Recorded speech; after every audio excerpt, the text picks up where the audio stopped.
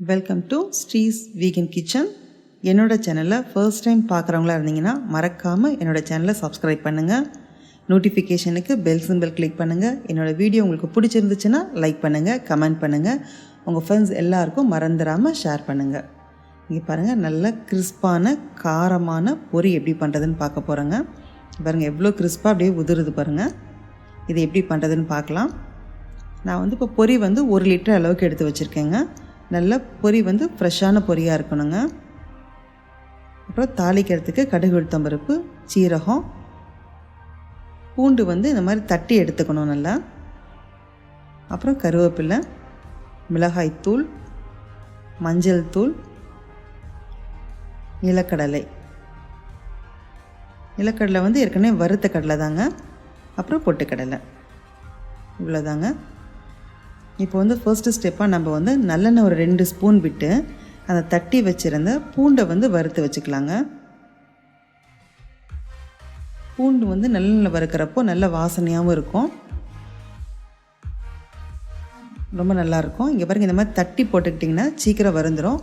அது இல்லாமல் பொரி நம்ம ஸ்டோர் பண்ணி வச்சு தான் சாப்பிடுவோம். அதில் கொஞ்சம் கூட இந்த பூண்டில் ஈரப்பதம் இருக்கக்கூடாது. ஈரப்பதம் இருந்துச்சுன்னா பொரி அப்படி நமுத்து போயிடும்.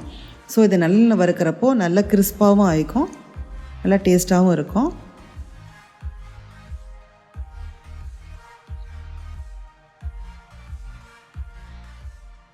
இது நல்ல செவக்க வறுத்துருங்க.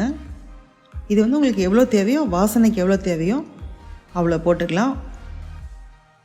பூண்டு நிறைய போடுறப்போ நல்லா டேஸ்ட்டாக நல்லாவே இருக்கும். இப்போ நல்லா செவந்துருச்சு. இப்போ அடுப்பை ஆஃப் பண்ணிவிட்டு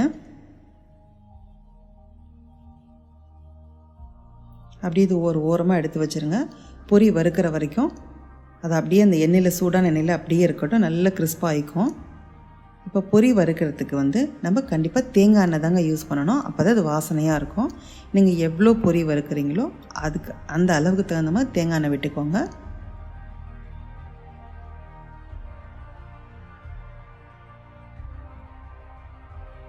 இப்போ எண்ணெய் காஞ்சதுக்கப்புறம் கடுகு, உளுத்தம் பருப்பு போட்டுக்கலாங்க.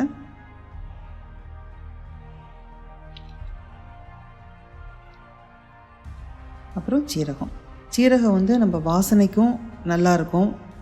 அது இல்லாமல் பொரி சில பேர் சாப்பிட்றப்ப கொஞ்சம் வயிறு ஸ்டஃபி ஆகிக்கும் இல்லைங்களா. இந்த சீரகம் போட்டு சாப்பிட்றப்ப கண்டிப்பாக அந்த ஸ்டஃபினஸ் வரவே வராதுங்க. நல்லா 1 ஸ்பூன் அளவுக்கு சீரகம் போட்டுக்கோங்க. இப்போ நான் சொல்கிறது இந்த 1 லிட்டர் பொரிக்கு. அப்புறம் கருவேப்பிலை கொஞ்சம் பெரிய பெரிய தலையாக இருக்கிறனால நான் இப்படி கிள்ளி போடுறேன். இல்லாட்டி நீங்கள் அப்படியே போட்டுக்கலாம். இந்த கருவேப்பிலையும் நல்லா அந்த ஈரப்பதம் இல்லாமல் நல்ல முறுமுறை நல்லா கிறிஸ்பாக வந்துடணும். ஏன்னா எதுலேயுமே இந்த ஈரப்பதம் இருந்துடக்கூடாது.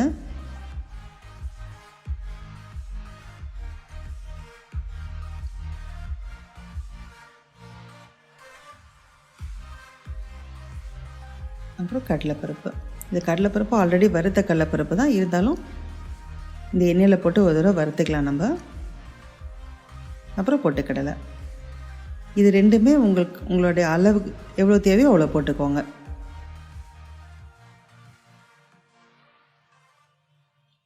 கொஞ்சம் லேசாக நல்லா அது கொஞ்சம் சூடாகட்டும். அது ஹை ஃப்ளேமில் வேண்டாங்க, மீடியம் ஃப்ளேம்லேயே இருக்கட்டும். பொரி வறுக்கிறப்ப ஹை ஃப்ளேமில் வச்சிடாதீங்க, மீடியம் ஃப்ளேம்லேயே வச்சு வருங்க. பாருங்கள், கொஞ்சம் நல்லா சூடாகட்டும். அது சூடாகிற வரைக்கும் அப்படியே வறுத்துட்டிங்கன்னா போதும். இப்போ உங்களுக்கு காரத்துக்கு தகுந்த மாதிரி மிளகாத்தூள் சேர்த்துக்கோங்க. உங்களுக்கு எவ்வளோ காரம் வேணுமோ அவ்வளோ சேர்த்திக்கலாம். அப்புறம் மஞ்சள் பொடி.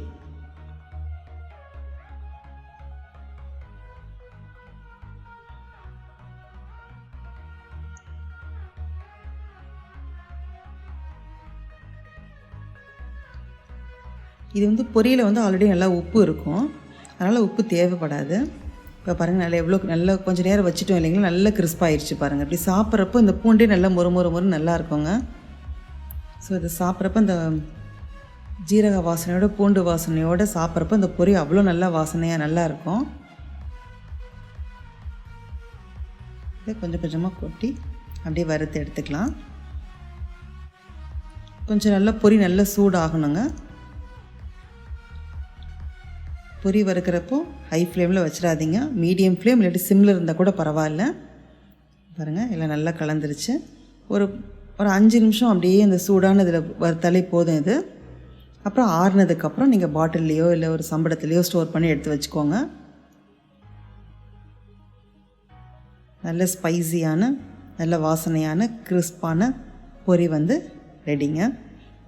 இது கண்டிப்பாக குழந்தைங்களுக்கு நீங்கள் ஒரு ஈவினிங் ஸ்நாக்ஸாக செஞ்சு கொடுக்கலாம். செஞ்சு ஸ்டோர் பண்ணி வச்சுக்கிட்டிங்கனாலே ஈவினிங் வந்து அதுங்க நல்ல விருப்பத்துக்கு எடுத்து சாப்பிடுவாங்க. இது மாதிரி கண்டிப்பாக நீங்கள் வீட்டில் ட்ரை பண்ணுங்கள். வீடியோ பார்த்த வியூவர்ஸ் அனைவருக்கும் நன்றி, வணக்கம்.